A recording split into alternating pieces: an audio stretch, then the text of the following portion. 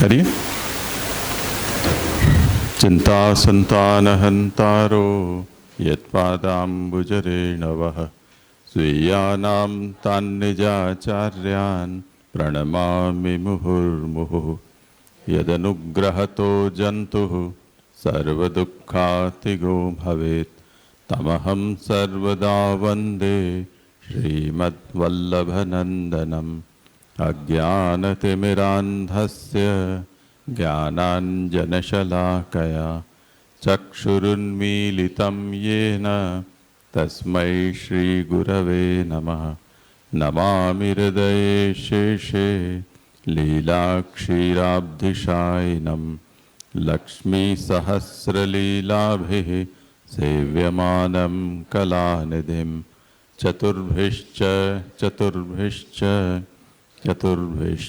त्रिभिस्तथा षड्भिर्विराजते योऽसौ पंचधारदे मम।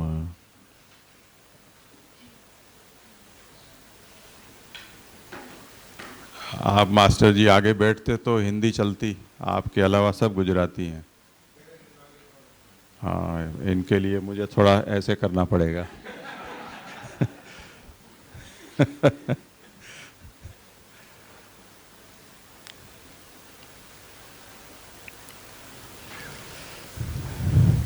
तत्वार्थ दीप निबंध इस ग्रंथ का आरंभ हमने किया था। आप सब लोग जानते ही हैं इसके 3 प्रकरण हैं, शास्त्रार्थ प्रकरण, सर्वनिर्णय और भागवतार्थ।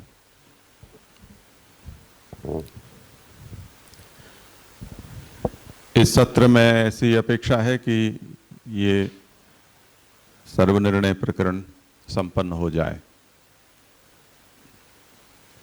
वैसे फल साधन प्रकरण का जो अंश इस सत्र में हमें लेना है वो संक्षिप्त भी है और सुगम सरल भी है।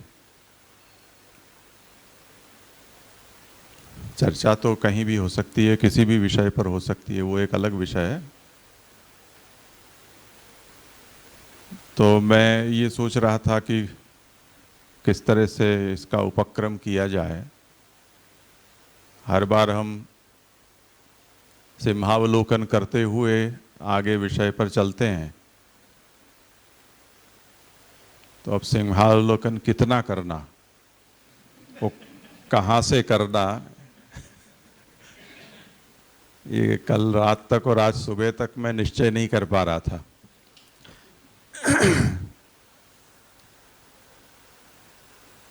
तो किस तरह से करना।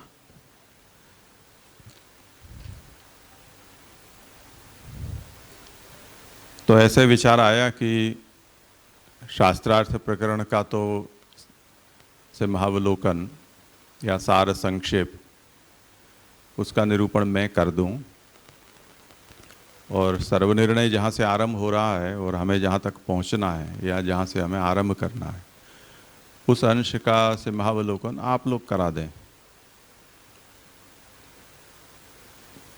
तो जो लोग धूमकेतु की तरह भाग लेते हैं सत्र में, अचानक कहीं से आ जाते हैं, तो उन लोगों का उत्साह बना रहे, और जो लोग नियमित भाग लेते आ रहे हैं उनको वो विषय उपस्थित हो जाए। वैसे मुख्य प्रकरण और अवांतर प्रकरण का हम विचार करते हैं, तो अवांतर प्रकरण जो भी हैं वो यदि हम बीच में से उठाकर उसका स्वाध्याय करें तो बिना पूर्वापर संबंध के भी हमें वो विषय समझ में आ सकता है। जैसे हम पुष्टि विधानम में भक्ति प्रकरण या साधन प्रकरण को देखें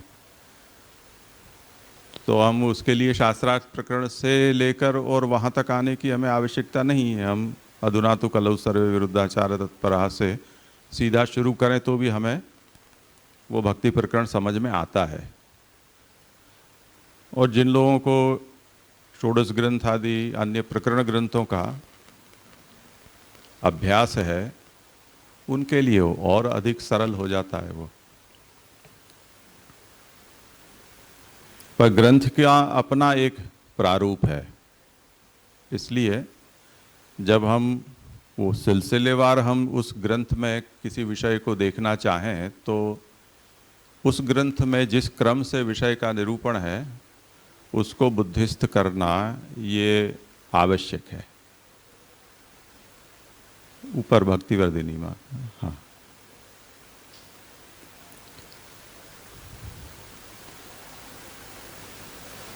इसलिए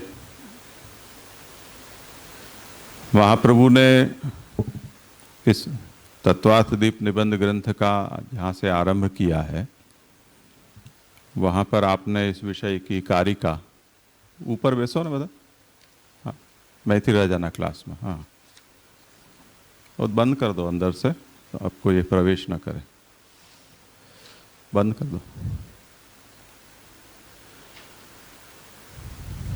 तो हम देखें तो उसके प्रकाश का मंगलाचरण है, सर्वोद्धार प्रयत्नात्मा कृष्ण प्रादुर्बभूवः तथा त्वं येन संसिध्ये तदर्थम व्यास उक्तवान। महाप्रभु ने पहले ये निबंध ग्रंथ कारिकात्मक लिखा था और उसके बाद उसको सरलता से समझाने के लिए प्रकाश विवृति लिखी।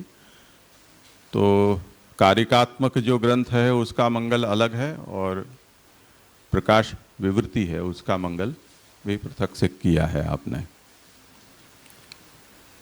तो उसमें आप ये कहते हैं कि भगवान सर्वोद्धार के लिए प्रकट हुए। कब प्रकट हुए? श्री कृष्ण अवतार में, कृष्ण के रूप में आप प्रकट हुए। तो वहाँ आपने सभी प्रकार के जीवों का उद्धार किया, सुसाधन, दुष्ट साधन, निस्साधन। और वो जो प्राकट्य था वो महाप्रभु ऐसा समझाते हैं कि जैसे वर्षा काल में बरसात होती है तो वो ये नहीं देखती है कि कौन पुण्यात्मा है कौन पापी है, वो सभी के ऊपर वृष्टि हो जाती है। उस तरह से जब भगवान स्वयं अवतरित होते हैं उस समय भगवान ये नहीं देखते हैं कि कौन से जीव की क्या योग्यता है, तो सभी प्रकार के जीवों का भगवान ने उद्धार किया। सब जीवों का किया ऐसा उसका तात्पर्य नहीं है। प्रकार में हमें सभी तरह के जीवों का उदाहरण प्राप्त होता है,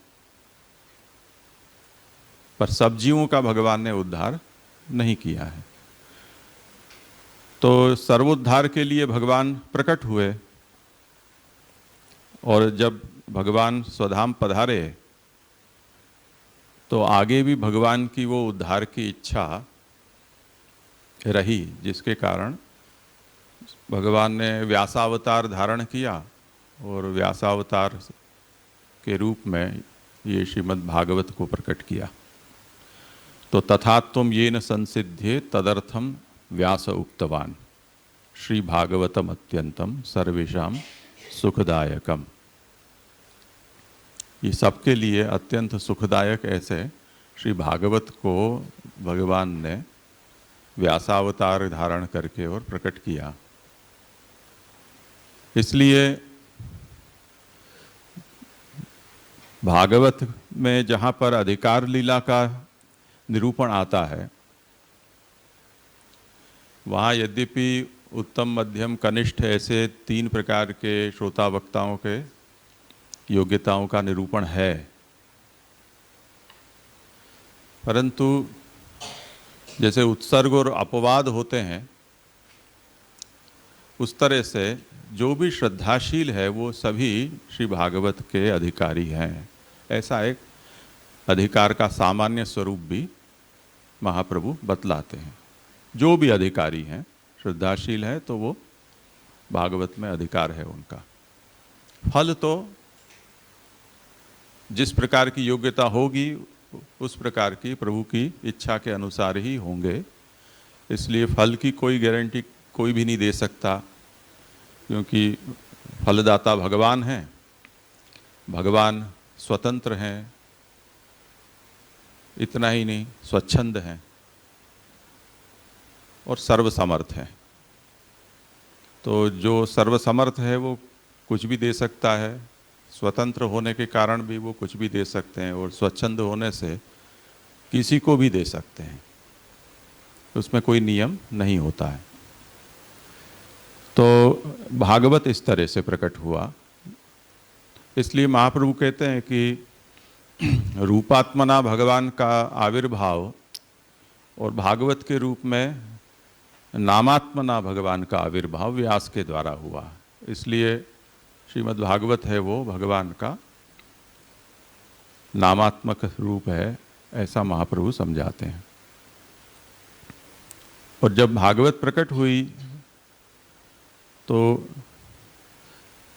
क्योंकि वो सर्वेषाम सुखदायकम, और इतना ही नहीं अत्यंतम सर्वेषाम सुखदायकम, ऐसी श्रीमद् भागवत है, इसलिए उसका प्रचार भी अन्य पुराणों की तुलना में बहुत ज़्यादा हुआ।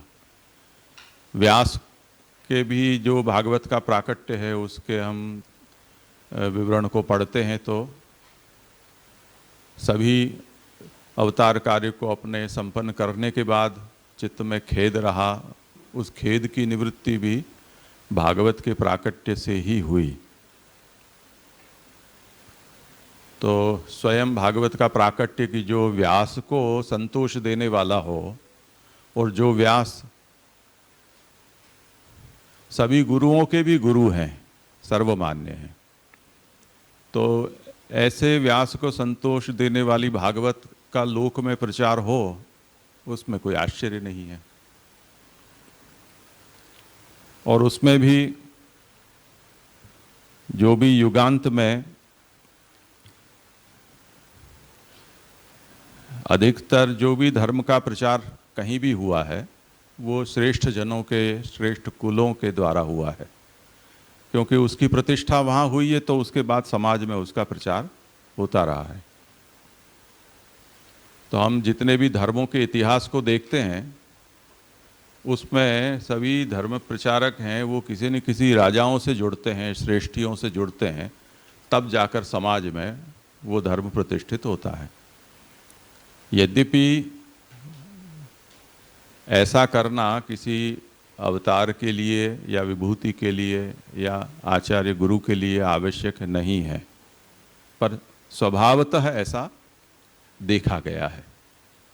तो जितने भी धर्म संप्रदायों का प्रवर्तन हुआ है, उन धर्म संप्रदायों को हम देखें तो या तो वो धर्म संप्रदाय अपने प्रसिद्धि के लिए किसी राजा रजवाड़ों का नाम देते हैं, ऐसा कम देखा गया है कि किसी राजाओं ने किसी धर्माचार्य को अपने प्रचार का या अपने वर्चस्व का माध्यम बनाया हो, ऐसा नहीं देखा गया है। यानी कृष्णदेव राय की कोई भी जीवनी में हमें ये नहीं मिलेगा कि वल्लभाचार्य का कनकाभिषेक किया और मैं उनका चेला हूँ, या कहीं अकबर की अकबरनामा में ये नहीं देखा जाएगा कि मैं श्री गोसाई जी का सेवक हूँ, ऐसा नहीं है, उल्टा ही है सभी जगह। तो जो पहले से लोक में प्रतिष्ठित हैं उनकी प्रतिष्ठा को हमने या धर्म संप्रदायों ने एनकेश करने का प्रयास किया है, ऐसा हमें इतिहास को देखते हुए लगता है। इसलिए जो भी हो, ऐसा प्रयत्नपूर्वक किया गया है या स्वभावतः ऐसा हो गया है, ये दोनों ही संभव हैं।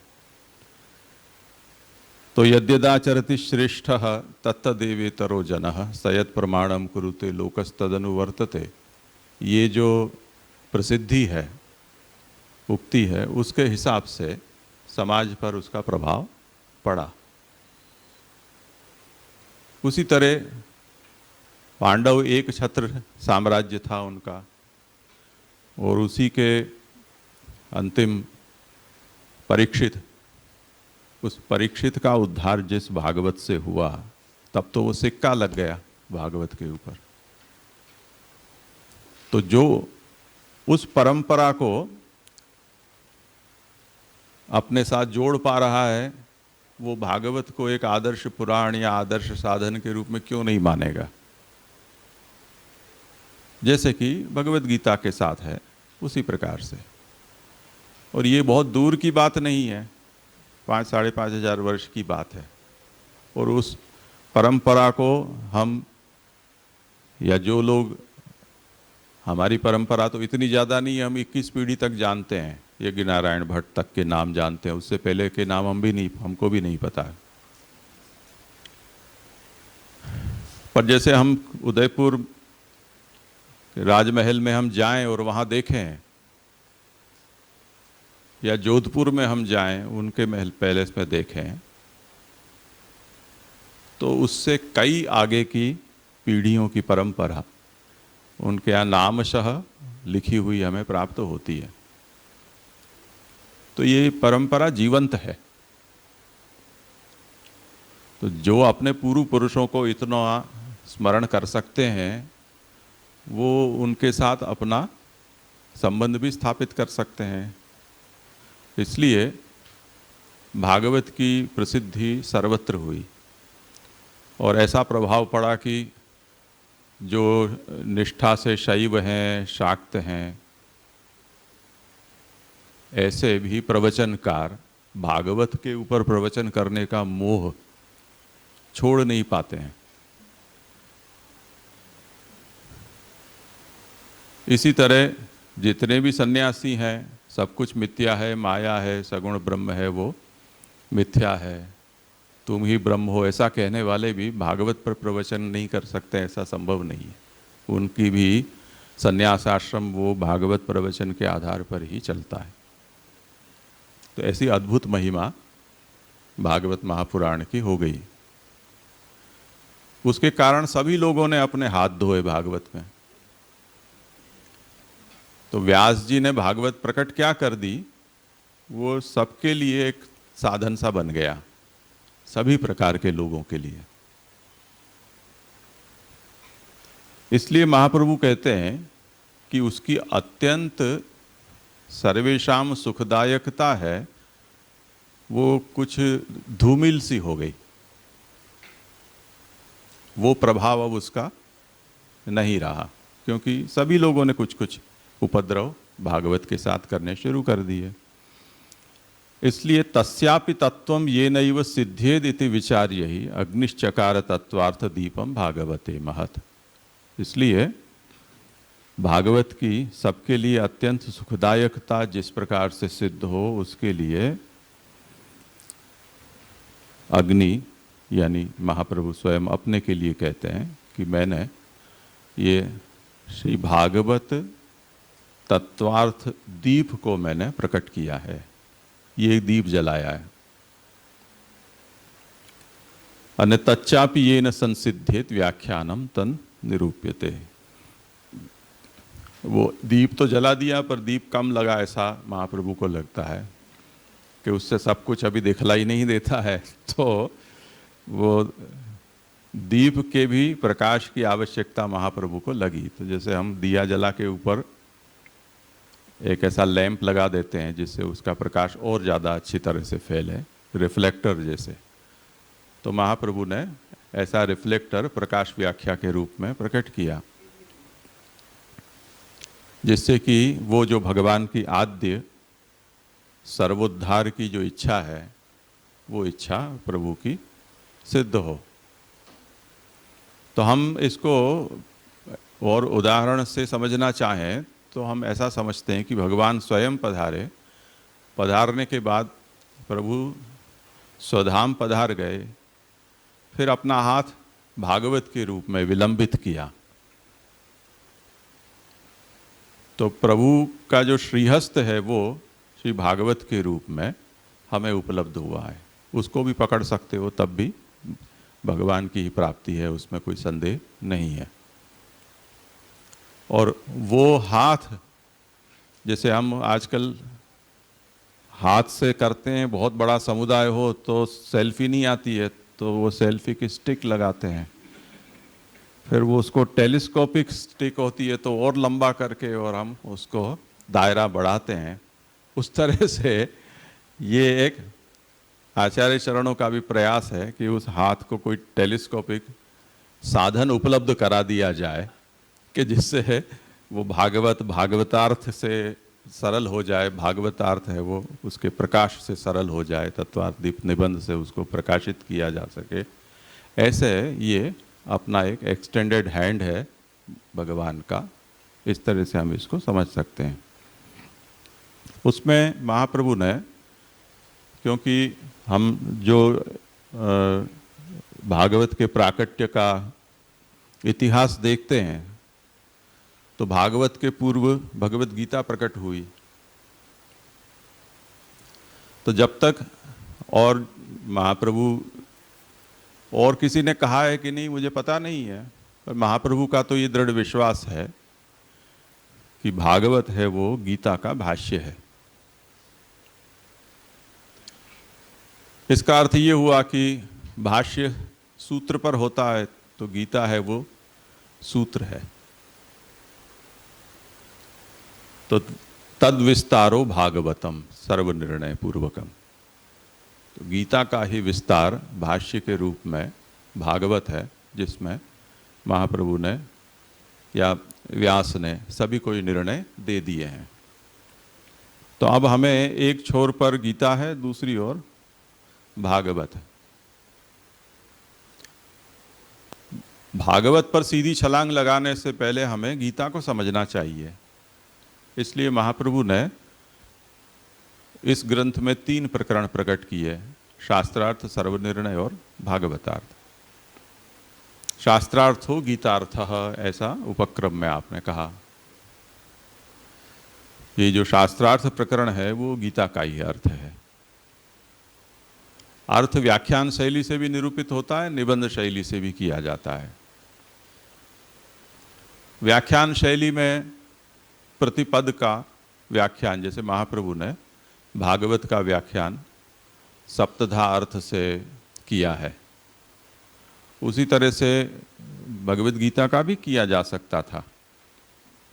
पर क्योंकि महाप्रभु स्वयं ये आज्ञा करते हैं कि भागवत ही गीता का व्याख्यान है, तो फिर उससे अच्छा व्याख्यान और कौन कर सकता है, और उसकी आवश्यकता क्या जब वो व्याख्यान उपलब्ध ही है।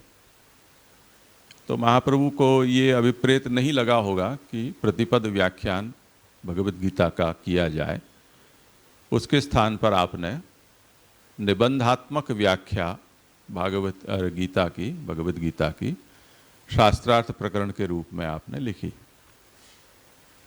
और हमारे विद्यापीठ का ये सौभाग्य का विषय है कि कुछ वर्ष पूर्व हम लोगों ने शास्त्रार्थ और गीतार्थ किस तरह से है उसके ऊपर एक अच्छी संगोष्ठी की थी, और सभी लोगों ने गीता के सिद्धांत शास्त्रार्थ में या शास्त्रार्थ का जो कारिकाएँ हैं उस गीता के श्लोक, उसके व्याख्यातया कैसे योजित किए जा सकते हैं, उस पर हम लोगों ने प्रयत्न किया था। वो साहित्य अभी पता नहीं कितना हमारे पास सुरक्षित है, पर यदि हो तो वो एक अनूठा प्रयास पुष्टि मार्ग के इतिहास में इदम प्रथमतया किया गया है, और लिखित रूप में तो है ही। तो पहले गीता के अर्थ को हमें समझना चाहिए, उसके बाद भागवतार्थ हमें समझ में आ सकता है। इसलिए शास्त्रार्थ प्रकरण में महाप्रभु ने न केवल इस प्रकरण का ही, यानी शास्त्रार्थ प्रकरण का, अपितु समग्र भागवत तत्वार्थ दीप निबंध इस ग्रंथ पर भी महाप्रभु ने इसके उपक्रम में बहुत सी बातें कही हैं। और वो क्योंकि कई बार हम कर चुके हैं, इसलिए उसके विवेचन में हम अभी नहीं जाना चाहते हैं। जो आरंभ की जो 23 कारिकाएँ हैं, 22 या 23, तो मंगलाचरण में हमने इस उपक्रम को देखा। उसके बाद महाप्रभु ने ग्रंथ के अधिकारी का निरूपण किया है।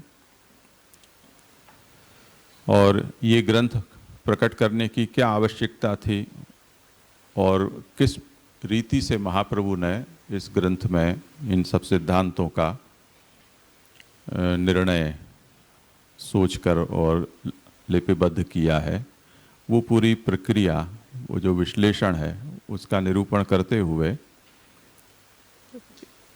इस ग्रंथ में निरूपित सिद्धांत की प्रमाण व्यवस्था दो कक्षाओं पर महाप्रभु ने समझाई है, एक विद्वत दशा और एक अविद्वत दशा।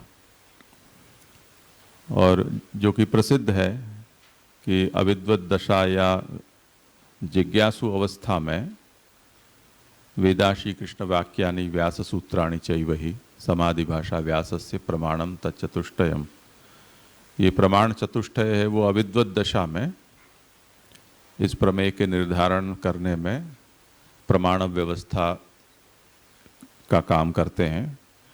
और जब तत्व समझ में आ जाता है, सिद्धांत दृढ़ हो जाते हैं, उसके बाद यानी विद्वत दशा जब है उस समय तो वांग मात्र विरुद्धांश का परित्याग करते हुए प्रमाण है, ऐसा महाप्रभु समझाते हैं।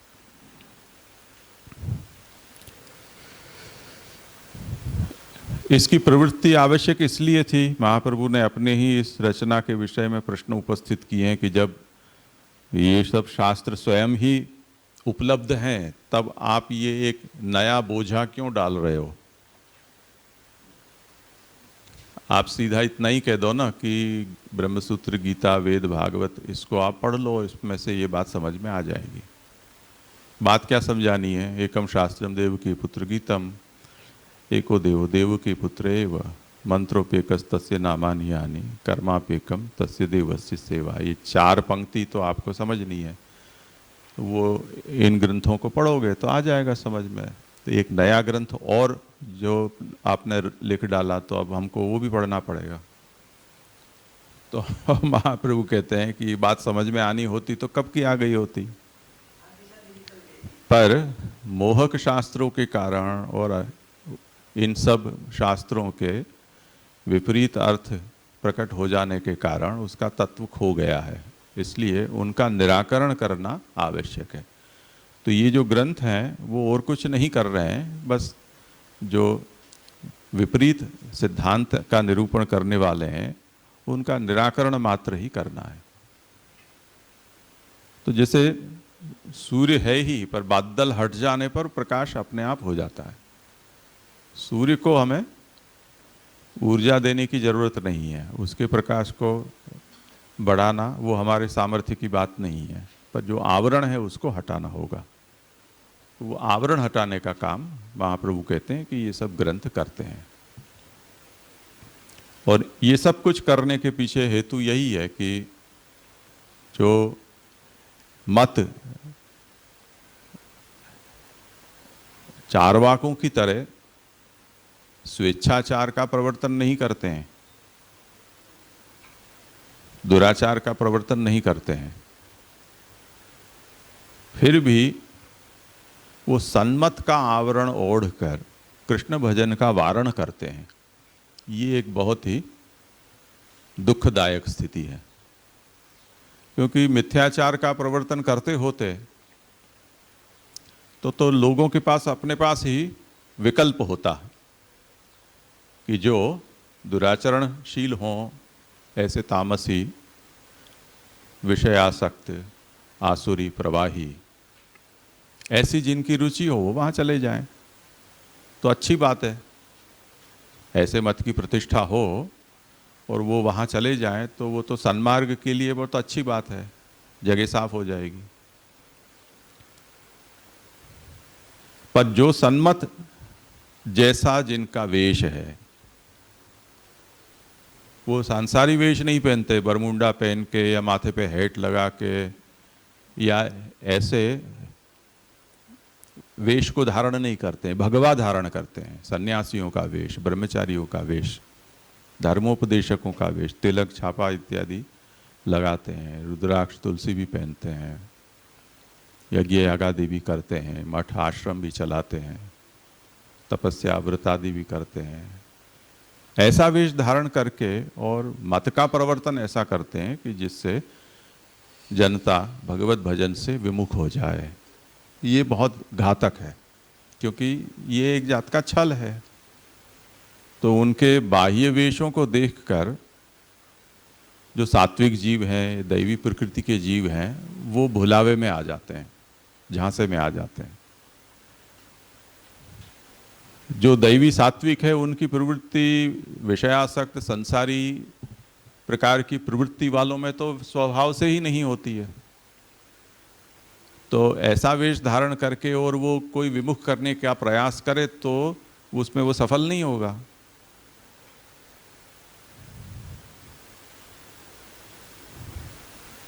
जैसे हाफिज सईद हो, वो अगर विद्यापीठ के प्रांगण में आकर और उस वेश में हमें इस्लाम को समझाए कि तुम ये सब छोड़, था छाप चिलक सब चीनी, ऐसे करके और वहाँ कव्वाली गाने लग जाए, तो कोई उसको उसके झांसे में नहीं आएगा, क्योंकि उसका वेश ही ये बता देगा कि ये त्याज्य है, अस्पृश्य है। पर अगर सन्यासी का वेश धारण करके हाथ में दंड लेके, कमंडल लेके, छापा तिलक लगाकर और कोई उसी बात को प्रकारांतर से यदि कहेगा तो बहुत क्षण में ही कई चेले उसके हो जाएंगे। तो यही काम है। वो महाप्रभु कहते हैं कि ये भगवान ने ही महादेव जी को आदेश दिया था, तो महादेव जी के प्रेरणा से सतकुल में प्रकट होकर ब्राह्मणों ने यही काम किया। और अभी जो विषय सर्वनिर्णय का हमारा आरंभ होगा उसमें भी ये बात आनी है। जो वेद बाह्य वाम मार्ग हैं, शाक्त मार्ग हैं, कौल मार्ग हैं, कापालिक हैं, उन सब में भी ये बात आने वाली है कि वो भी महादेव जी की ही प्रेरणा से प्रकट हुए हैं। पर वो गुजराती में जो कहावत है कि हम सूखा जलाते हैं तो उसके साथ थोड़ा हरा भी चारा जल जाता है, उस तरह से जिनकी प्रकृति आसुरी बहिर्मुख प्रकार की थी, प्रवाही थी, उनके साथ साथ छलावे में आकर जो दैवी सृष्टि के जीव हैं वो भी भगवान से विमुख हो गए इन मतों के अन्यथा व्याख्यान को पढ़कर। इसलिए महाप्रभु कहते हैं कि ये कोई हम नई बात या नया शास्त्र प्रकट करना नहीं चाहते हैं, पर केवल जो परमत है उसका निराकरण मात्र करना है, यही हमारा उद्देश्य है। तो एतम एतम मतम अविज्ञाय सात्विका अपि वै हरिम मतांतरेर न सेवन्ते तदर्थम येष उद्यमः। तो ये महाप्रभु की प्रवृत्ति के पीछे का उद्देश्य है, ये उपक्रम में आपने समझाया। और उसके बाद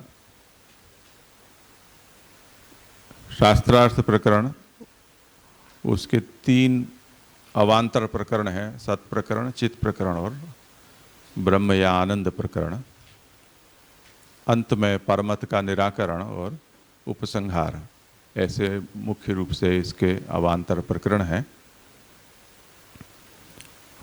उसमें सर्वप्रथम सत प्रकरण का आप निरूपण करते हुए आज्ञा करते हैं कि ये जो सत यानी ब्रह्म का सदंश, सच्चिदानंद ब्रह्म का सत, उस सत का परिणाम भूत ये जड़ जगत और जगत के अंतःपाती जीव भी जगत पदवाच्य हो जाते हैं। तो वो जगत का स्वरूप क्या है वो आप समझाते हुए कि ये प्रपंच है वो भगवत कार्य है, यानी भगवान की रचना है और वो भगवद रूप है। इन दोनों को पृथक पृथक समझना चाहिए। कर्ता और कारण कहीं कहीं एक ही होते हैं, कहीं दोनों अलग भी होते हैं। यानी कुम्हार और मिट्टी, तो इस जगत को बनाने वाला कुम्हार भी भगवान है और जिस मिट्टी से ये जगत बना है वो मिट्टी भी भगवान है। इसलिए कर्ता और कारण ये दोनों भगवान हैं। और भगवान ने इस जगत को अपनी सर्वभवन सामर्थ्य रूपा माया से प्रकट किया है। वो माया इसमें करण है। करण का मतलब दंड चक्र आदि साधन जो होते हैं, मिट्टी और कुम्हार को छोड़कर और जितने भी उपकरण जिससे मटका बनता है वो सब करण कहे जा सकते हैं।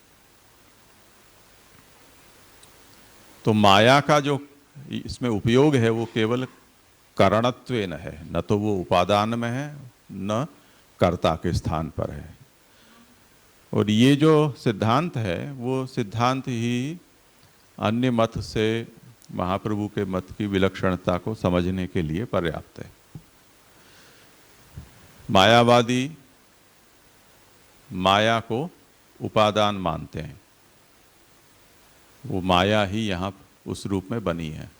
ब्रह्म को या आत्मा को अधिष्ठान मानते हैं।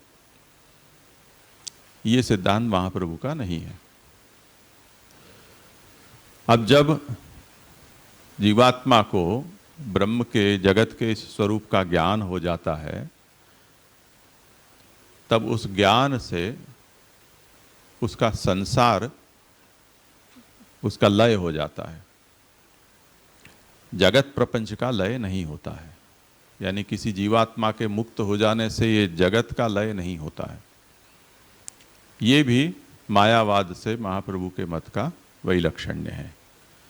मायावाद ये कहता है कि जीव की मुक्ति वो जगत की मुक्ति, क्योंकि जीव की कल्पना में जगत है, जब जीव नहीं रह जाएगा तो जगत कहाँ से रह जाएगा। पर जगत और संसार का भेद महाप्रभु ने समझाया है। हम ये समझ सकते हैं कि जैसे हम इस समय ये स्थूल जगत में हैं और एक जगत हमारा इसमें समाया हुआ है। अब अधिकतर हम कहीं भी बैठते हैं, कहीं जाते हैं, तो सब लोग इसी में उलझे हुए होते हैं। अब वो हर आदमी दूसरे की आलोचना करता है पर खुद इससे मुक्त नहीं है। आलोचना करनी अच्छी लगती है, क्या मोबाइल लेकर बैठे रहते हो, पर थोड़ी देर देखेंगे तो बाद में वो भी वही लेकर बैठेगा। तो इसकी माया से कोई बाहर नहीं है। और ये हमारे द्वारा पैदा किया गया है। बनाया भली सैमसंग ने हो या एप्पल ने हो, तो करता इसका कोई और होगा, पर इसकी जो इसके भीतर जो कुछ भी है वो सब हमारे द्वारा प्रकट किया गया है। तो वो संसार है, ऐसा हमें समझना चाहिए। तो एक्चुअल और वर्चुअल उसमें जो भेद है वो भेद यहाँ हमें समझ में आ सकता है। ये बाह्य जगत है वो एक्चुअल है या फैक्चुअल है, और ये जो है वो आभासिक है, वर्चुअल है। तो संसार और जगत प्रपंच का ये भेद है। ज्ञान से संसार का लय होता है, जगत का लय नहीं होता है। उसके बाद महाप्रभु आगे जाकर और चिदंश का, जीव का निरूपण करना चाहते हैं। तो उस जीव चिदंश की उत्पत्ति जहाँ से हुई है उस ब्रह्म के स्वरूप का निरूपण करते हुए भगवान महाप्रभु कहते हैं कि ये ब्रह्म व्यापक होता है, पर उसकी व्यापकता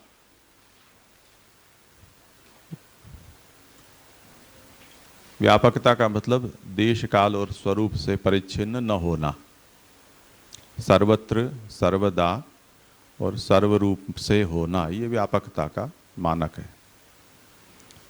तो ब्रह्म की जो व्यापकता है वो ऐसी नहीं है कि जो उसकी मजबूरी हो। तो व्यापक होते हुए वो अपनी इच्छा से परिच्छिन्न भी हो सकता है। तो व्यापक होते हुए वो परिच्छिन्न भी होता है। अब ये दोनों ही बातें हमारे लिए विरोध है, पर ये विरोध दोष रूप न होकर ब्रह्म का ये गुण है। जैसे कोई रोते रोते हंस जाए या हंसते हंसते रोए, तो हम उसे क्या कहेंगे कि या तो हंसो या रो, दोनों काम एक साथ मत करो, हमको समझ में नहीं आ रहा है कि तुम क्या कहना चाहते हो, खुश हो या दुखी हो। तो ये जो विरोध है वो विरोध हम समझ नहीं पाते हैं, क्या उसके साथ हम डील नहीं कर सकते हैं। पर ब्रह्म में ये विरोध है वो भूषण है, दूषण नहीं है। इसलिए ऐसा जो ब्रह्म है वो सर्वज्ञ है, वो सर्वभोक्ता है, अनंत है।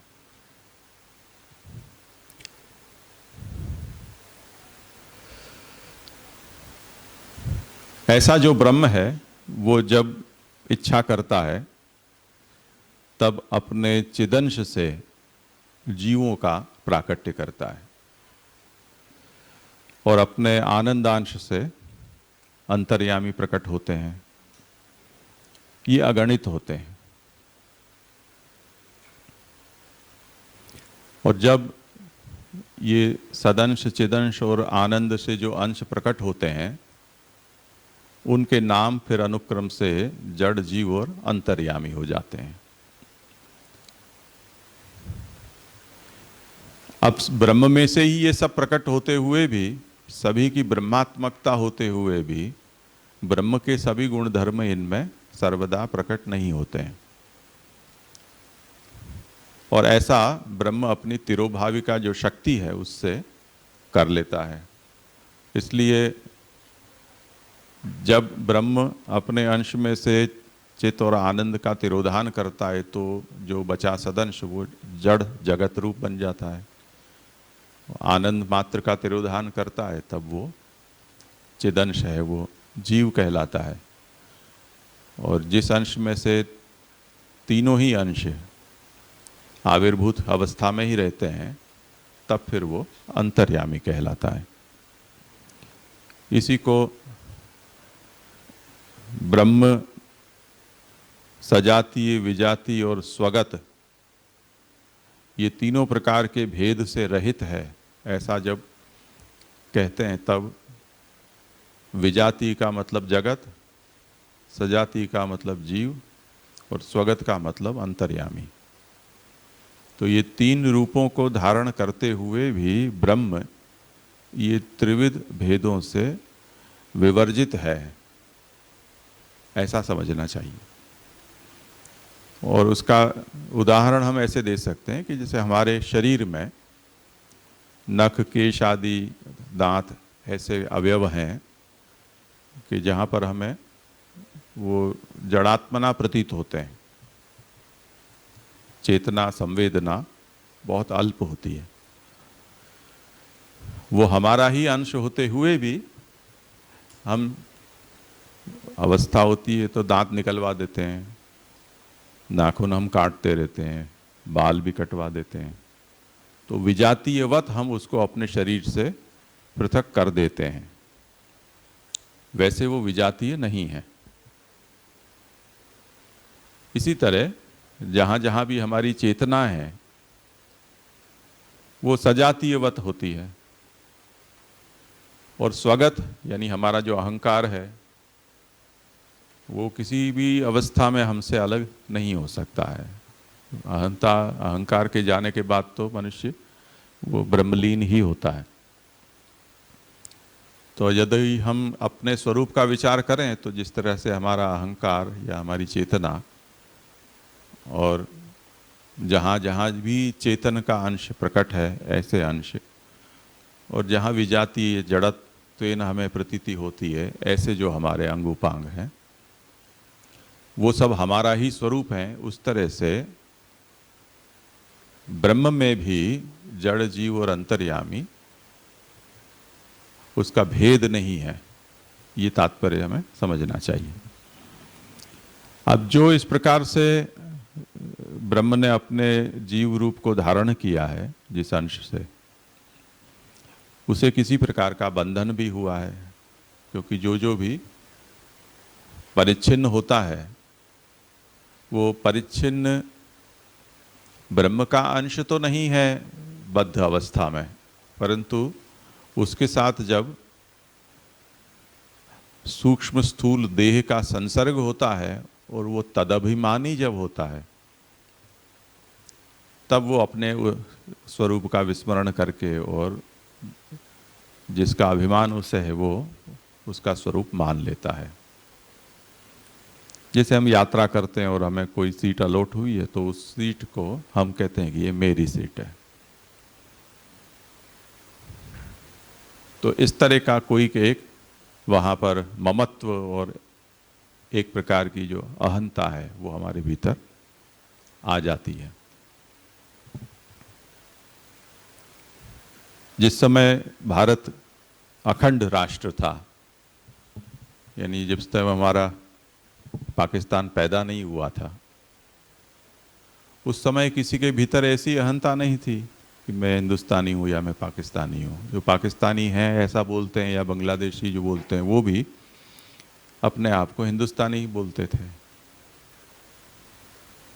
पर अचानक ऐलान कर दिया कि इतना हिस्सा है वो पाकिस्तान हो गया, जो इस धर्म को पालते हैं वो सब पाकिस्तान के, तो उनके भीतर वो अहंता जागृत हो गई। तो अब ये बद्धावस्था हो गई। अब उसी का परिणाम देख लो।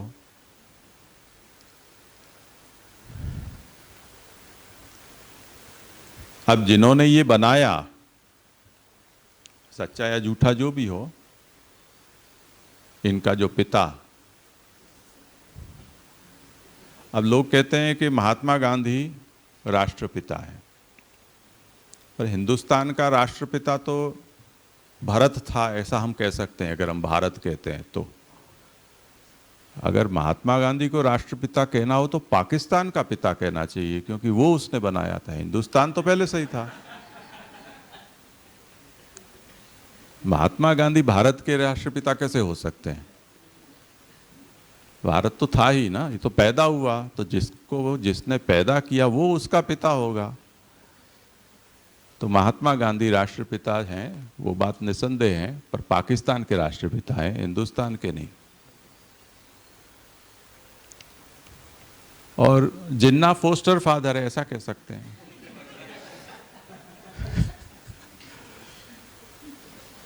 पैदा करके छोड़ दिया, जिन्ना ने पाला,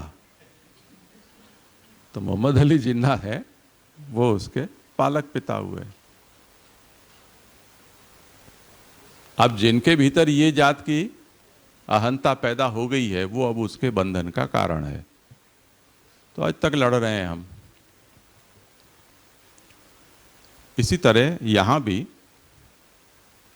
जो जीवात्मा है उसको शरीर मिला, तो वो शरीर को उसने अपना स्वरूप माना, ये उसका बंधन का स्वरूप है। और जब ज्ञान होने पर, यानी अविद्या से उसको बंधन हुआ है, और ज्ञान यानी विद्या, जब उसको विद्या प्राप्त होती है तब वो उस बंधन से मुक्त होता है। तो वो आप समझाते हैं कि ये 29-30वीं कारिका में कि जो भगवान की शक्ति रूपा जो माया है अविद्या, उस अविद्या से जीव को संसार की उत्पत्ति होती है, और भगवत शरणागति जब वो स्वीकार करता है तब उस अविद्या माया से उसको मुक्ति प्राप्त होती है। वो अविद्या के 5 पर्व कहे गए हैं जो प्रसिद्ध हैं।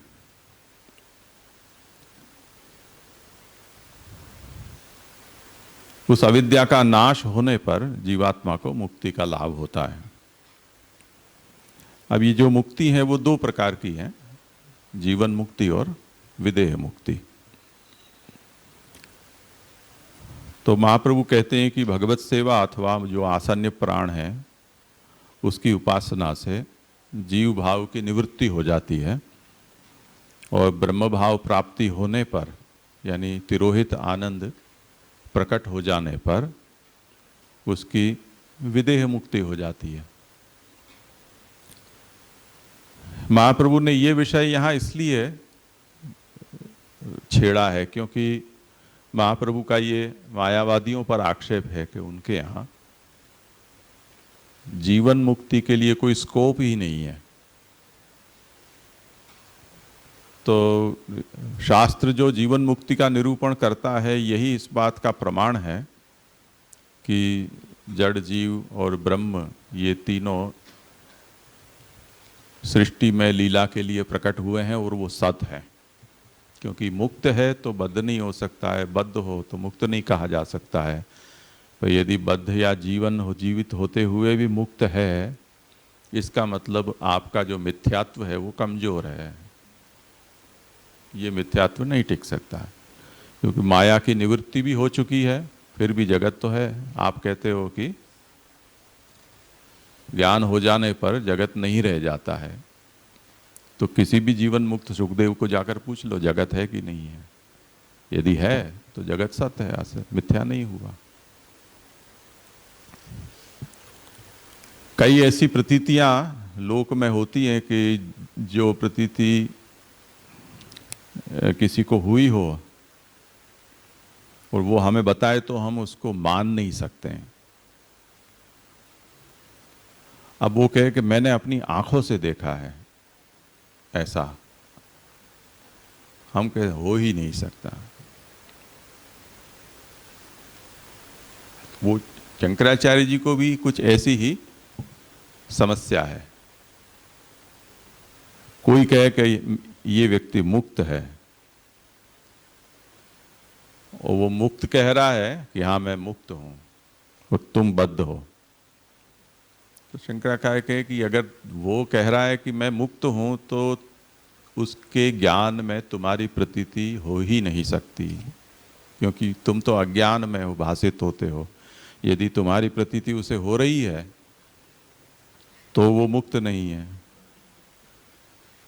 तो जीवन मुक्ति एक ऐसा नासूर है शंकराचार्य जी के लिए कि यदि जीवन मुक्ति जैसी कोई प्रक्रिया है तो शांकर मत ही सिद्ध नहीं होता है। इसलिए महाप्रभु ने उसको यहाँ बड़ी खूबसूरती से जोड़ दिया है। तो ये जीवन मुक्ति है। जो ब्रह्म का जो आनंद अंश है, जिसका तिरोधान होने के कारण जीव भाव प्राप्त हुआ है उस चिदंश को, उस आनंदांश के आविर्भाव होने पर ब्रह्म भाव उसका सिद्ध होता है। आगे जाकर उस जीवात्मा की प्रारब्ध जन्य जो देह है, वो प्रारब्ध समाप्त होने पर उस देह का विलय हो जाता है और जीवात्मा का अक्षर सायुज्य हो जाता है। भक्त हो तो पुरुषोत्तम सायुज्य उसका हो जाता है। ये उसकी विदेह मुक्ति होती है। यहाँ तक का जो निरूपण है जिसमें जगत अंतःपाती जीवात्मा, उसका बंधन अविद्या से और विद्या से उसकी मुक्ति और ब्रह्म भाव होने पर आगे जाकर उसका ब्रह्म में ही विलय, ये तो उसका सृष्टि का पूरा निरूपण का एक चक्र यहाँ महाप्रभु ने संपन्न किया। यहाँ इस तरह से जगत सृष्टि पैदा हुई, यहाँ वो पूरी हुई। ये मतलब एक जीव के उदाहरण को लेकर। तो ये साक्षात सृष्टि का ये प्रतिपादन हुआ।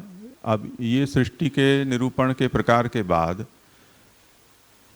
महाप्रभु ये कहते हैं कि जैसे हम भोजन करते हैं तो कभी हम रोटी बनाते हैं, कभी पूरी बना देते हैं, कभी पराठे बना लेते हैं, कभी चीला बना लेते हैं, पुडला जो तुम लोग कहते हो। अब वो सभी में वस्तु तो वो की वो है, चून होता है, बेसन होता है, पानी होता है, पर उसके नाम रूप अलग अलग हैं। काम भी यही है, खाना ही उसका अंततः उसकी गति तो वही होती है।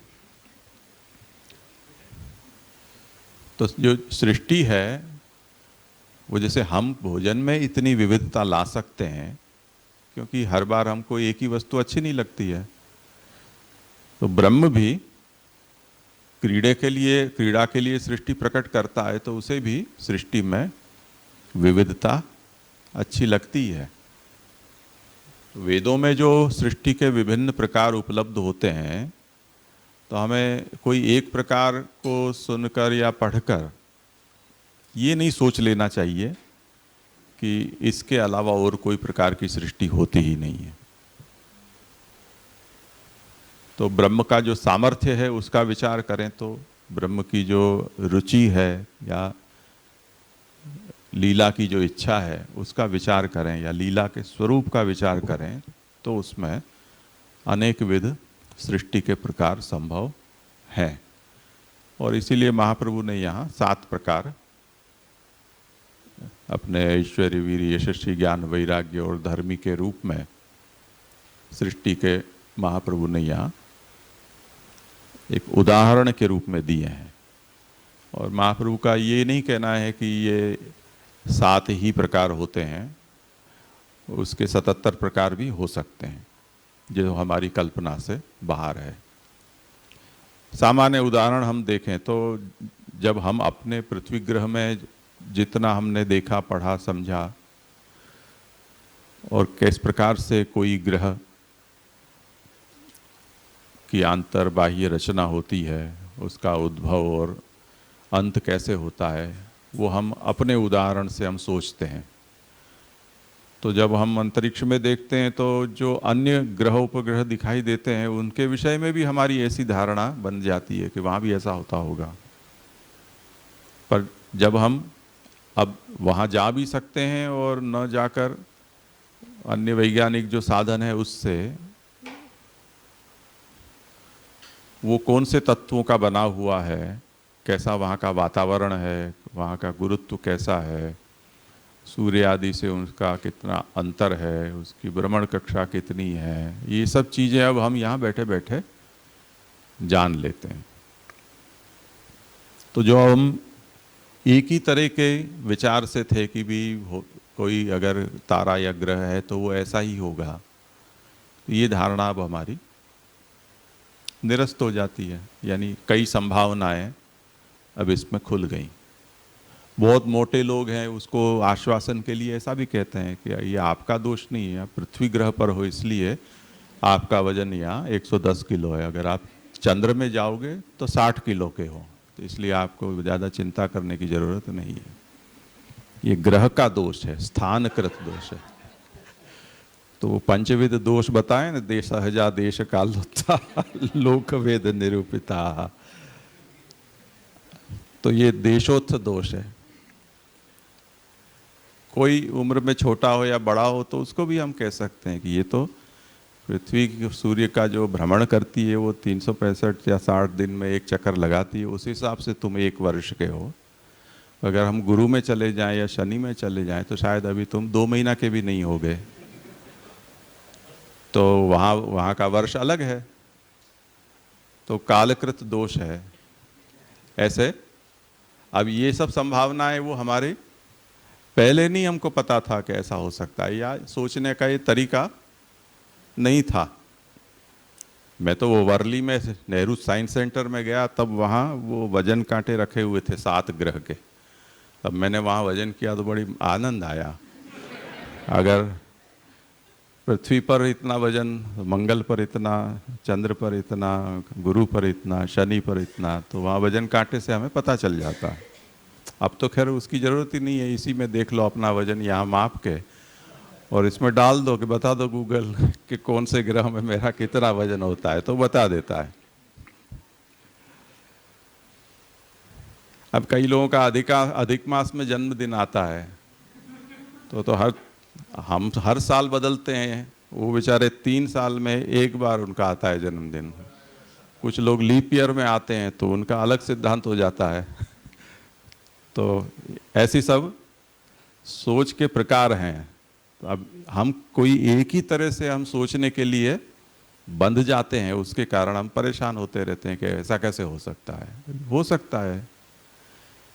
अब ये तो बायोलॉजिकल जो क्लॉक है वो उससे फर्क नहीं पड़ती है। जो हमारी विकास यात्रा है या जो क्षरण है वो तो जैसा है रहेगा रहेगा। भले ही आप किसी और यानी बॉडी मास और उसका वेटेज, ये दो अलग अलग वस्तु हैं। तो जो बॉडी मास है वो तो किसी भी ग्रह में जाओगे उतना ही रहेगा। वजन वो ग्रह कुछ अलग बताएगा, ये एक दूसरा विषय है।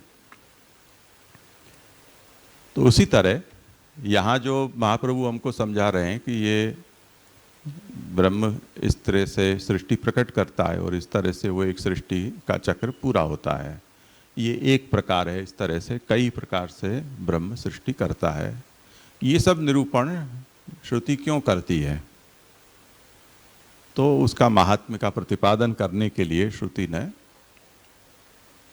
सृष्टि के इन सब प्रकारों का, बंधन मोक्ष की प्रक्रिया का, ये सब निरूपण श्रुति ने किया है।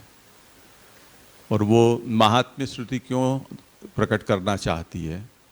तो इसलिए कि ये जो अहम ब्रह्मास्मि तत्वमसि इत्यादि जो वाक्य में ब्रह्म का आत्मत्वेन उपदेश हमें श्रुति करती है, वो उसके प्रति हमारा अनुराग प्रकट हो, उसके प्रति हमारी भक्ति जगे, उसके लिए वो निरूपण किया गया है।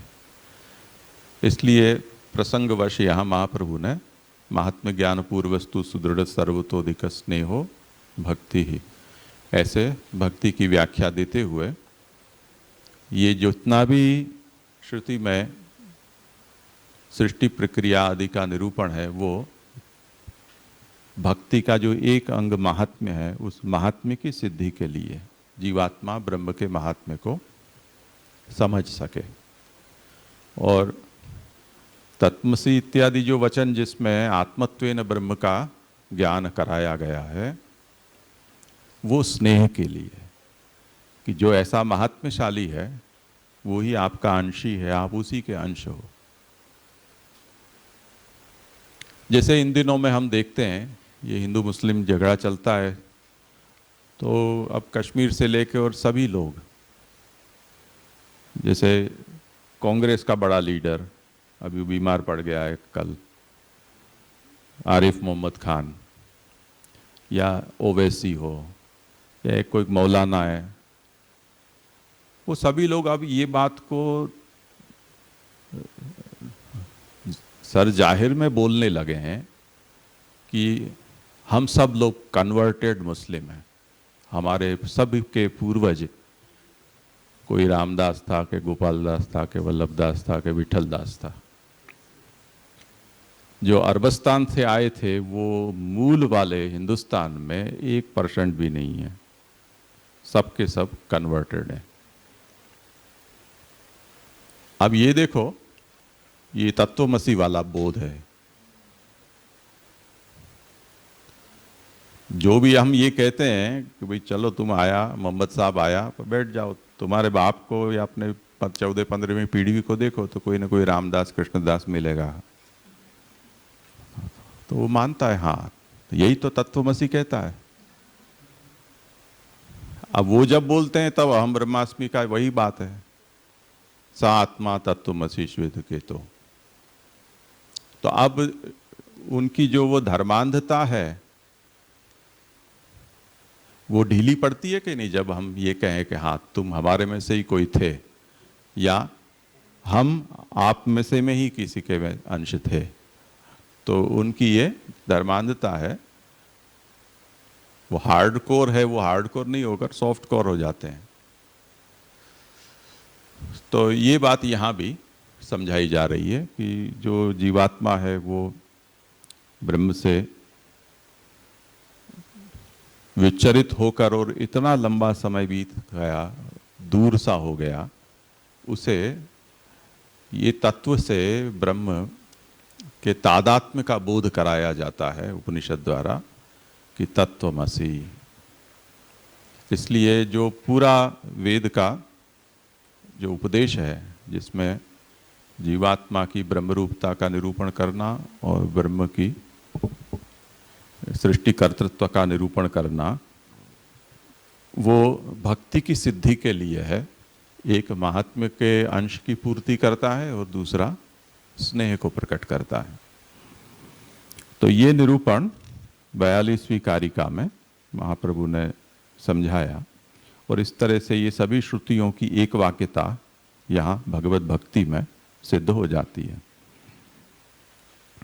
इस प्रकार से ब्रह्म के स्वरूप ज्ञान हो जाने पर अविद्या की निवृत्ति होकर जीवात्मा को कैवल्य की प्राप्ति होती है और वैराग्य, सांख्य, योग, तप और भक्ति, ये जो पंच परवार विद्या है, उससे उसको आगे मुक्ति का अधिकार प्राप्त होता है।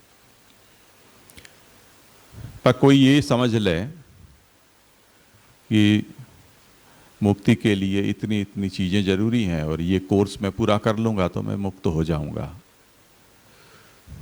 तो महाप्रभु कहते हैं वो संभव नहीं है। क्योंकि जीवात्मा न तो अपनी इच्छा से सृष्टि में आ सकता है, न अपनी इच्छा से सृष्टि से बाहर जा सकता है। वो जिसकी इच्छा से आया है उसकी इच्छा होने पर ही वो सृष्टि से बाहर जा सकता है। इसलिए भगवान की कृपा होने पर ही इन साधनों से मुक्ति प्राप्त हो सकती है। कृपा न होने पर साधन, केवल साधन है, वो जीवात्मा को मुक्ति नहीं दे सकता है। कई ऐसे बड़े बड़े बॉम्बास्टिक वचन हमको शास्त्र में मिल जाते हैं कि गंगा में डुबकी मार ली तो ये हो गया और वहाँ का कुछ परिक्रमा कर ली तो ये हो जाएगा, ऐसा ऐसा। तो महाप्रभु कहते हैं कि वो सब भगवत कृपा पात्र जो हैं उनको ही, या भगवान की इच्छा होने पर ही वो साधन उनको मुक्ति प्रदान कर सकते हैं, अपने सामर्थ्य से नहीं कर सकते हैं। ये समझना चाहिए। इसलिए जीव मात्र को, इस संसार का कोई भी जीव है, उसको और सबका आश्रय छोड़कर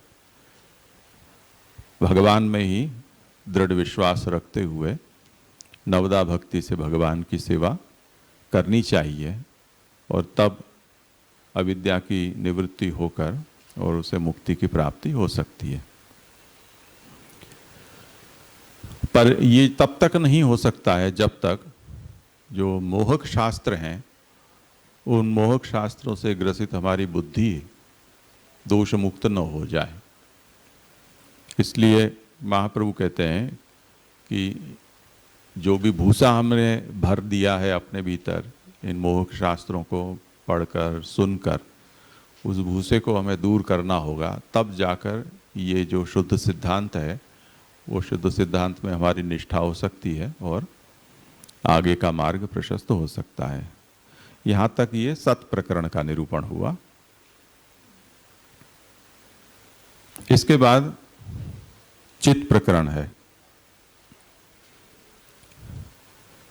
मुझे लगता है 5 मिनट का विराम कर लो। सब लोगों की आंख बुझी बुझी जा रही हैं और जिन लोगों को अभी बाहर हों और उनका आना हो तो आ सकते हैं।